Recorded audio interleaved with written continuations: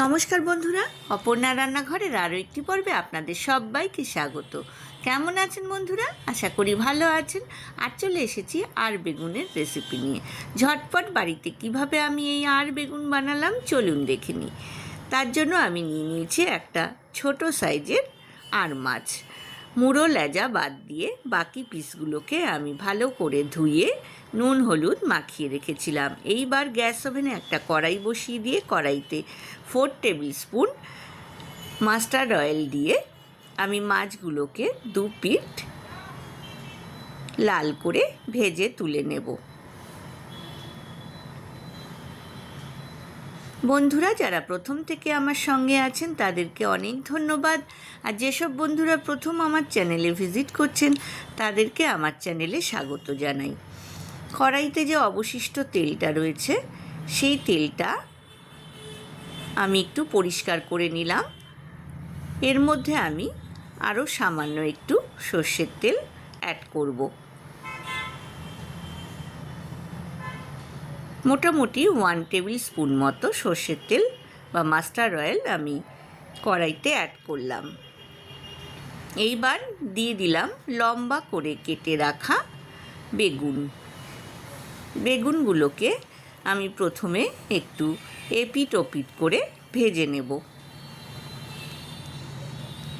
রেসিপিটা কিন্তু অত্যন্ত সুন্দর খেতে হয়, গরম ভাতের সঙ্গে কিন্তু অনবদ্য লাগে। দিয়ে দিলাম পরিমাণ মতো হলুদ গুঁড়ো, কাশ্মীরি লাল লঙ্কার গুঁড়ো আর স্বাদ মতো নুন।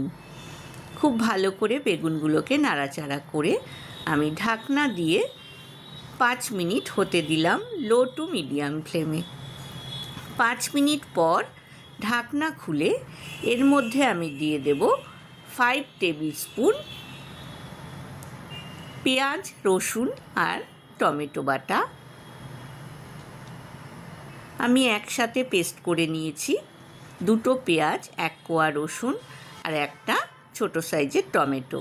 তার থেকে 5 টেবিল স্পুন আমি এখানে ব্যবহার করলাম। আবারও ঢাকনা দিয়ে আমি আরও 5 মিনিট লো টু মিডিয়াম ফ্লেমে রান্না করলাম। এইবার ঢাকনা খুলে এর মধ্যে দিয়ে দিলাম 3টে চেরা কাঁচা লঙ্কা। এইবার দিয়ে দেব মোটামুটি হাফ কাপ জল। বেগুন কিন্তু হতে বেশি সময় লাগবে না, সেই জন্য কিন্তু জলের ব্যবহারটা এখানে কম করলাম। ঢাকনা দিয়ে আবারও আমি মিডিয়াম টু হাই ফ্লেমে আরও 5 মিনিট হতে দিলাম। এইবার ঢাকনা খুলে মাছগুলোকে আমি ঝোলের মধ্যে দিয়ে দিচ্ছি। এটা কিন্তু একেবারেই শুকনো শুকনো খেতে হবে। আমি মাছগুলোকে ঝোলের ওপরে দিয়ে খুন্তি দিয়ে এপিট ওপিট করে দেব। আপনারাও বাড়িতে বানান, আমাকে কমেন্ট সেকশানে কমেন্টস করে জানাবেন আপনাদের কেমন লাগলো।